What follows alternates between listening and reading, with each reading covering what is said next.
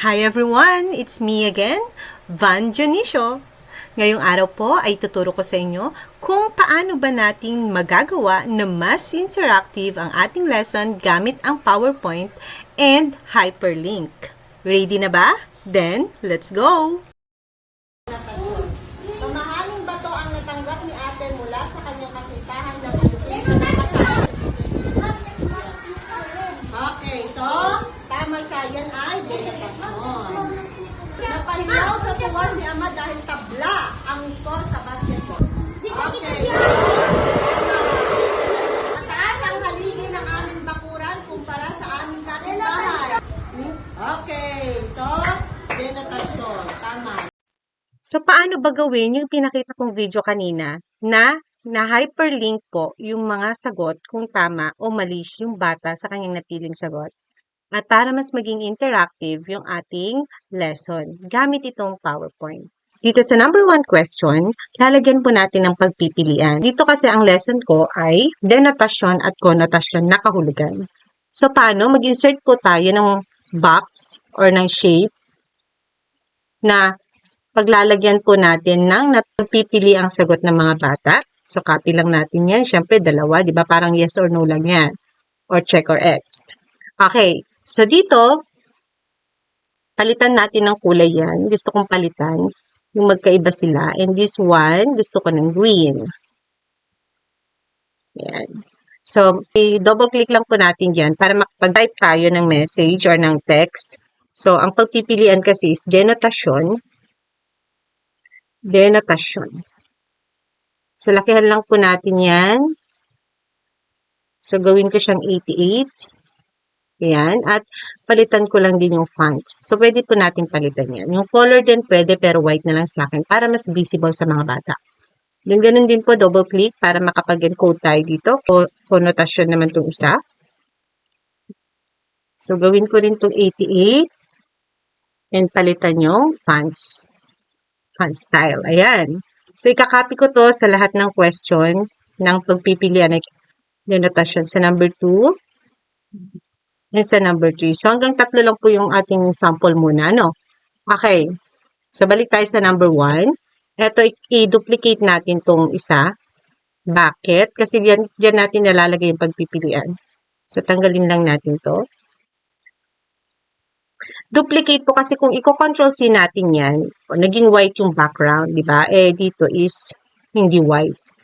So, pwede rin naman kung gusto yung white para mas clear, pero gusto ko kasi, syempre, yung kakulay nitong, ayan, nitong aking theme. Okay, so, i-duplicate ko lang ulit yan. So, dito ko ilalagay yung smiley or X, yung magiging sagot ng bata. So, for example, insert ko dyan yung picture na dinownload ko kanina. At ito nga po yung dinownload ko. Ayan. Itong happy. So, insert ko yan. So, pwede nating lakihan yan. Ganyan. Then, remove background lang natin para syempre mas maganda. Diba? Ayan. Then, check lang natin yan. Then, pwede pa tayo mag-insert ng text dyan. Kung gusto nating lagyan ng, for example, tama. Kaya, mahusay. Palakihin lang natin yan. Kung gaano natin kalaki gusto. Then, pwede rin nating lagyan na, yan. Okay, so tama. Palitan din natin kulay. Pwedeng ganyan. Pero ako, since naka-thumbs up na, ibig sabihin, tama na yung sagot niya, hindi ko nalalagyan. Diba? Kayo, kung gusto niyo mahusay, magaling, o pwede naman po yun. Dito naman sa pangalawa, kapag mali yung sinagot niya, ito yung lalabas. Etong dinownload ko na sad face. Ayan. Palakihin lang din natin yan. Ayan. So, sad face. So, ito yung lalabas kapag mali yung sinagot niya or napili niyang sagot. So, pero dito, maglalagay ulit tayo ng shape. Yung box. So, palitan din ng kulay niyan. Gusto ko yellow. Then, mag-add lang din tayo ng text. Anong ilalagay natin? So, next. No? Lagyan natin siya ng next. Then, gawin lang natin black yan para visible. Yung palakihan lang natin. Pwede naman next, pero since Filipino subject tayo, ang ilagay na lang natin is Tagalog. Pero pwede rin yung next. So, maarte lang tayo. So, ilagay natin susunod. Then, palitan natin yung font kung gusto natin. Ayan na siya. Pwede rin palitan yung kulay kung gusto nyo.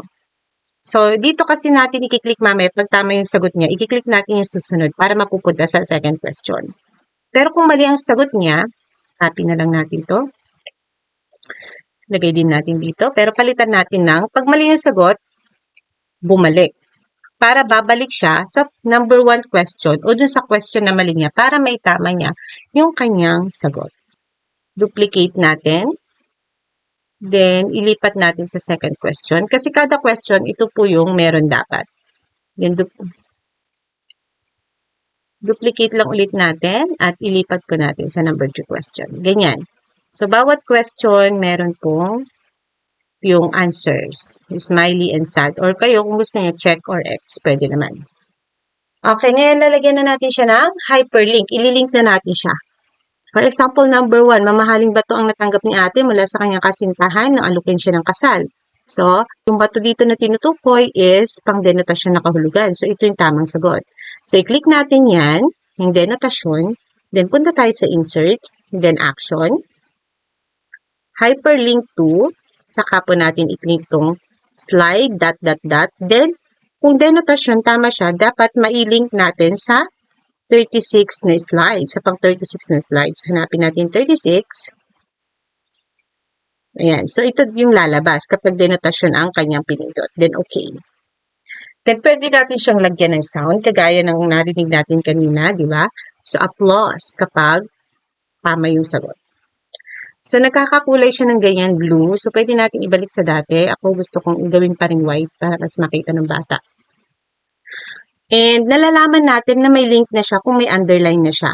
Ito, wala pa kasi hindi pa natin na hyperlink. So, pindutin lang ulit natin itong connotation or yung box na yan. Insert, action, then hyperlink to, then slide, ...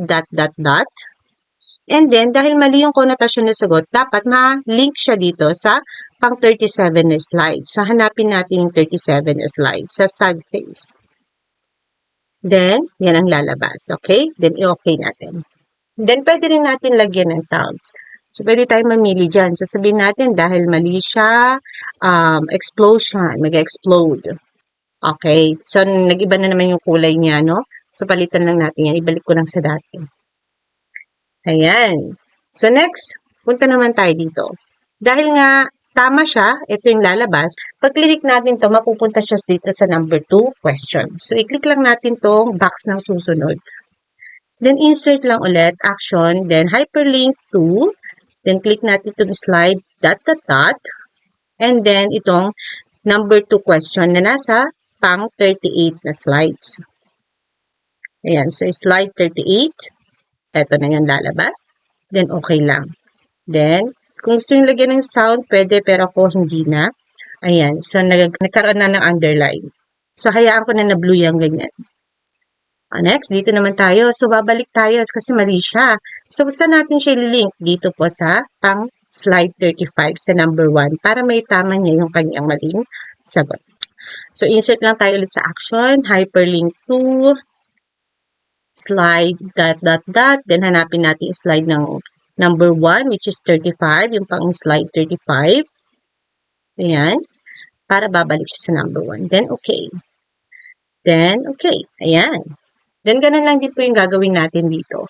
So, napahiyaw sa tuwa si ama dahil tabla. O, so, yan ay nasa connotation na kahulugan. So, click lang natin connotation. Insert action 1, hyperlink 2, then slide ... And then, dahil connotation is tama, mag-link dapat siya dito sa slide 39. Kasi tama yung sagot niya connotation. Yan. So, thumbs up. Okay. Then, lalagyan natin ng sound. So, kahit tamang sagot niya, may sound na applause. Then, balik ko lang sa dating kulay niya na white. Okay. Then, pag denotation naman yung sagot niya, dahil mali yan, is, ililink natin siya dito sa slide 40 yung sad face. So, insert lang ulit, action, hyperlink to, then, choose natin to slide ... And dito, sa slide 40 yung sad face. Ayan. Then, okay. Ayan, magpapakita. Then, play sound na yung explosion. Okay. Sa dating kulay na white. Ayan. Then, ganun ulit. O, sa susunod, so dapat malink siya sa number 3 question, which is slide 41. So, insert, hyperlink to, then slide ... Then, dapat dito sa slide 41 malink. Hanapin natin 41, click natin, then yan ang susunod. And then, okay. Yan. Then, dito naman sa back, o dito sa sad face, so babalik siya. So, babalik siya dapat sa question number 2, which is slide 38. So, insert, action, click natin hyperlink to, then slide ... Then, punta tayo sa number 2 question, which is slide 38. Ayan, then okay. Then okay. Then ganun din po sa number 3. So, kung ano po yung ginawa nating steps sa number 1 and 2 questions, ganun din po yung gagawin natin sa question number 3. Susundan lang din po natin yon. At sa mga iba pang questions, kung meron pa po kayong additional. Okay, since nasa last question na tayo, question number 3, yung susunod po, kapag tumama yung sagot niya, ang ililink natin ay yung eto nang nasa slide 44, pangkatang gawain. Okay, and kapag doon naman po, kapag mali yung sagot niya, sad face, is syempre ililink po natin sa question number 3. Okay, para bumalik pa siya doon at maitama niya yung kanyang maling sagot. Okay, so nalagyan na po natin lahat yung 3 questions ng hyperlink. Ngayon, subukan naman po natin. Ayan, so ngayon susubukan po natin kung gumagana yung mga hyperlink na nilagay natin mula dito sa number 1 hanggang sa number 3 question. Okay, so paano? Siyempre, click lang natin yung number 1 na nasa pang 35 na slides and then dito sa slideshow para matry natin. Ayan, so number 1 question. Mamahaling bato ang natanggap ni ate mula sa kanyang kasintahan nang alukin siya ng kasal. Okay, so ang bato po na tinutukoy dito ay diamante, di ba? So, ang kahulugan ng bato dyan ay nasa denotasyon na kahulugan. So, sabihin natin na yung bata, alam niya yung sagot, at denotasyon yung kanyang napili. So, i-click niya yung denotasyon. Okay, at tama nga yung kanyang sagot. So, i-click naman natin yung susunod para mapunta na tayo sa second question. Ayan na. So, nasa number 2 na tayo nakatanungan. Napahiyaw sa tuwa si ama dahil tabla ang score sa basketball. Yung tabla na tinutukoy dito ay tie sa English or pantay sa Tagalog. So, ito ay nasa konotasyon na kahulugan. Ngunit sabihin natin na yung bata nalito at denotasyon po yung kanyang pinili at ito yung pinindot niya. Ayan, so sad. So, pipindutin natin itong bumalik para babalik siya sa question number 2 para may tama niya yung kanyang sagot. So, ang tamang sagot pala dyan ay konotasyon. So, pindutin yung konotasyon. At tama nga siya. So, pipindutin ulit yung susunod para mapunta na tayo dito sa number 3 question. Mataas ang haligi ng aming bakuran kumpara sa aming kapitbahay. So, ang haligi na tinutukoy dito ay yung poste ng bakuran. So, yan ay nasa denotasyon na kahulugan. So, sabihin natin hindi nalito ulit yung bata. So, konotasyon yung pinili niya. So, pipindutin ulit yung bumalik para babalik tayo sa number 3 question at may tama yung sagot na ang sagot pala ay denotasyon. Pipindutin ulit yung susunod at nasa next na slide na tayo. At dyan na nga po nagtatapos ng ating video. Maraming salamat po sa panonood at kung nakatulong po sa inyo to, please like, share, and subscribe. Thank you for watching. Bye!